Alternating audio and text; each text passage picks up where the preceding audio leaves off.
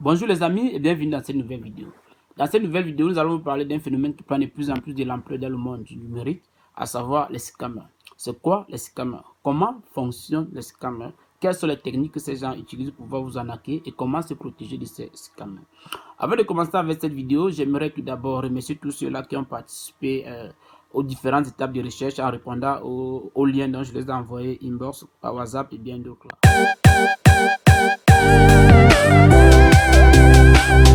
Ok les amis, c'est quoi les scammers? Les scammers, en un mot, sont les bandits du web. Il n'y a rien à dire. Il y a plusieurs définitions, tous ces trucs, mais en un mot, retenez que ce sont les bandits du web. Et à la base, même la plupart ne sont même pas des informaticiens. Ils utilisent juste des techniques informatiques pour pouvoir voler de l'argent. Ce que dit, excusez-moi du thème déjà, donc pouvoir voler de l'argent via les cartes de crédit, Orange Money, tout ce que vous pouvez vous imaginer là. C'est pourquoi ils passent par des méthodes non recommandées pour pouvoir le faire. Dans la suite, on va vous montrer comment ces gens utilisent ces techniques pour pouvoir vous arnaquer.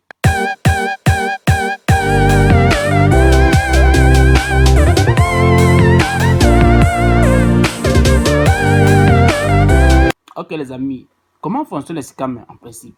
Les scammers ont plusieurs techniques pour pouvoir opérer. Et dans cette vidéo, nous allons vous montrer quelques techniques utilisées par ces gens pour pouvoir atteindre les différents sites. Qu'est-ce qu'ils font généralement? Ils récupèrent vos informations bancaires, généralement via des sites de vente en ligne. Il y a d'autres sites, par exemple, d'achat en ligne et tout ce que vous pouvez vous imaginer. Maintenant, à partir de ces éléments-là, qu'est-ce qu'ils font? Ils peuvent vous appeler pour vous demander, bon voilà, est-ce que c'est monsieur X, Y ou Z? Ils vous fournissent des informations exactes de votre carte bancaire. Mais à une condition, généralement, ils ont soit le premier, soit le deuxième, soit le troisième. En fait, ils ont un bloc au niveau de votre carte là qui ne peut pas vous fournir ça. C'est pourquoi ils vous appellent pour avoir ce bloc là. Et pour l'avoir, il faudrait qu'il se fait passer pour un agent de la banque, quoi. Voilà comment il fonctionne. C'est-à-dire qu'ils vous appellent, donc, ils vous donnent ces informations, ils vous demandent, ils commencent parfois à dicter le numéro de ta carte. Tu te rends compte qu'effectivement, les numéros qu'ils dictent, ce sont les numéros vrais. Ils te demandent donc de compléter. Toi, avec la confiance que tu as déjà fait, via son appel, tu te retrouves en train de dicter le numéro de ta carte. Quand tu donnes dans ce numéro de la carte là, déjà, tu viens de vendre la mèche en passant. Et maintenant, par la suite, qu'est-ce qu'il va demander? Le code à 3 chiffres qui est ici devant là. Il te demande, dès que tu donnes ton code à 3 chiffres qui est là devant, mon frère, ma soeur, là, tu viens de donner toutes les informations de ta carte bancaire et tu connais la suite quand même. C'est le piratage avancé. Maintenant, à côté, il y a aussi des techniques telles que Orange Money, MTN et tous ces trucs-là. Et qu'est-ce que les gars font? Ils écrivent des codes informatiques où on te dit, voilà, vous venez de gagner peut-être la loterie. Tapez sur tel code pour pouvoir faire tous ces trucs. Ils ont tout un tas de messages qu'ils préparent pour vous envoyer. Maintenant, quand vous tapez ça, au lieu de vous envoyer peut-être un gain, ça fait une redirection dans votre compte et ça coupe le compte en général, quoi. Il y a d'autres techniques, par exemple, avec des sites de vente en ligne, disons, des sites de gains en ligne. Qu'est-ce qu'ils font? Et on vous dit, voilà, vous pouvez travailler peut-être 5 000, 2 000, 3 000 euros par jour. Vous vous inscrivez sur la plateforme, vous jouez. Maintenant, au moment de toucher le gain, on vous dit donc, faut peut-être avoir tel nombre d'inscrits. Généralement, lorsque vous dites tel nombre d'inscrits, c'est pour avoir encore plus de victimes. Et dans ces gains-là, qu'est-ce que vous faites généralement? Vous ne pouvez pas toucher parce que généralement, ils vont vous trouver des techniques pour pouvoir vous conditionner. Et quand vous regardez même bien ces codes-là, ces trucs-là, vous faites sur le contrôle U, vous regardez le code informatique de ça, vous allez vous rendre compte que ce n'est que du JavaScript, du PHP, du JavaScript, du HTML, du CSS, il n'y a rien dedans, comme disent nos frères ivoiriens. Donc, ceci dit, il y a les techniques, il y a les plateformes de trucs payants en ligne, mais pour ceux qui utilisent ces différentes plateformes, je vous recommande vivement d'utiliser l'option de paiement, comment on appelle ça, Western Union Online. C'est plus mieux que de fournir vos coordonnées bancaires. Parce que du moment où vous mettez derrière vos coordonnées bancaires, je vous assure, là vous venez de donner ces informations-là. À côté de ça, on a également le GAP, à savoir le guichet automatique des biens. Ils ont maintenant des techniques plus avancées pour pouvoir récupérer vos coordonnées dans ces GAP-là à travers des scans qui mettent à l'entrée pour pouvoir scanner votre code et avoir ces informations-là.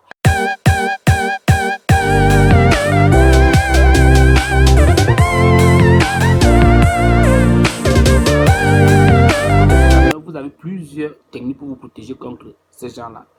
Si nous prenons le cas par exemple des comptes bancaires, l'étude que nous avons menée concernant peut-être une banque ici en Russie nous permet de vous dire ceci.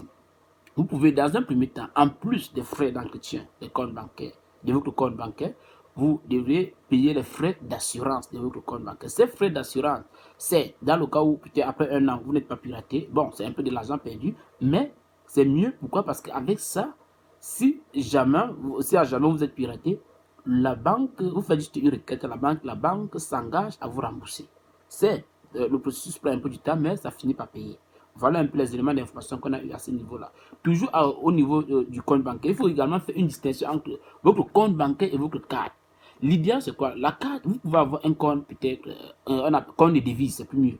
Parce que quand on parle de compte, c'est un peu vague. Il y a ce qu'on appelle le compte de devise. Vous pouvez avoir un compte peut-être en euros. Si on prend le cas de la Russie, si vous pouvez avoir un compte peut-être en euros, en dollars, en roubles. C'est un exemple aussi banal. Et tous ces comptes sont gratuits. Maintenant, le numéro de ta carte n'est pas le même que celui du compte en euros ou bien en dollars. Chaque compte de devise a un numéro unique. Bon, maintenant, l'avantage que vous avez en créant ce compte, c'est quoi? L'avantage que vous avez en créant ce compte, c'est que d'abord, c'est à la banque. Vous ne faites pas de transactions en ligne avec ça, en dehors peut-être des virements bancaires. Vous ne faites même pas d'achat en ligne avec ça déjà. Peut-être en dehors des trucs déjà payés, l'école et tous ces trucs. Mais en ce qui concerne des transactions, des achats en ligne, tout ce que vous utilisez plutôt votre carte. Qu'est-ce que vous faites? Vous retirez d'abord de l'argent dans votre compte, dans la banque précisément. Vous venez maintenant mettre de l'argent dans votre carte avant de faire votre transaction. Pourquoi cela? Cela, ça vous permet déjà de limiter. Figurez-vous, vous avez peut-être 10 millions. Vous mettez ça dans votre carte, 10 millions, et comme pirate.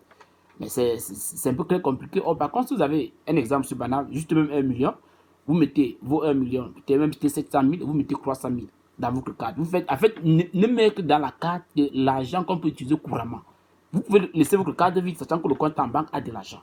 C'est ça l'avantage.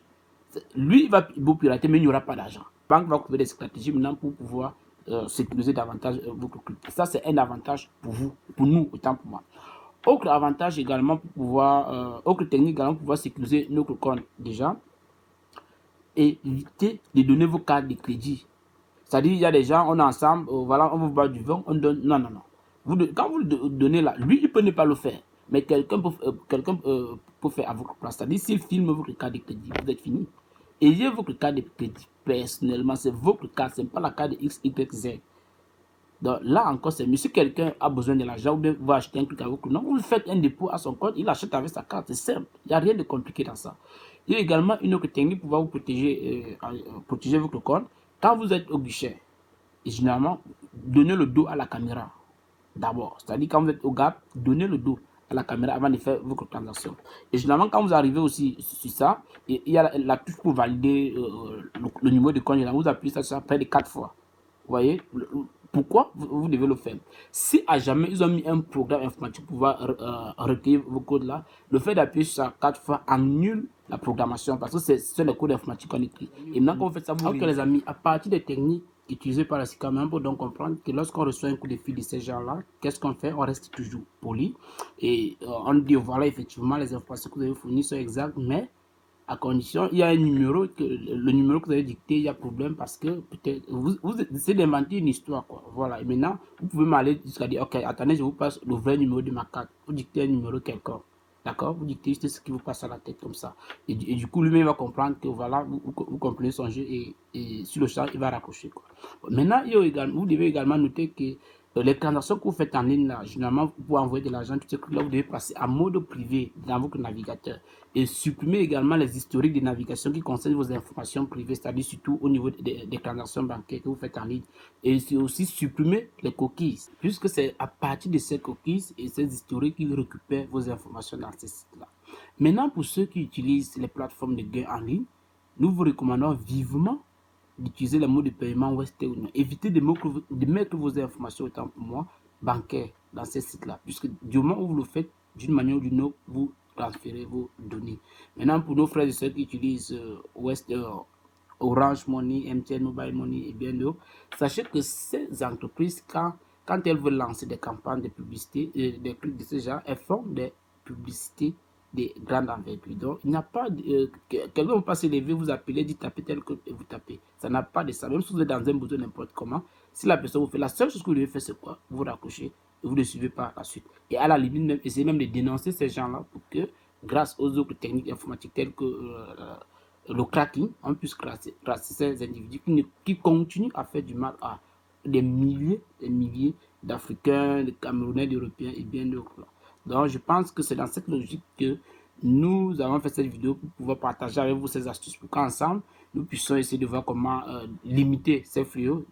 Rassurez-vous, tout système informatique a une faille. Et si vous connaissez d'autres techniques pour pouvoir lutter contre les scammers, je vous prie de mettre ça en commentaire. Merci et à bientôt.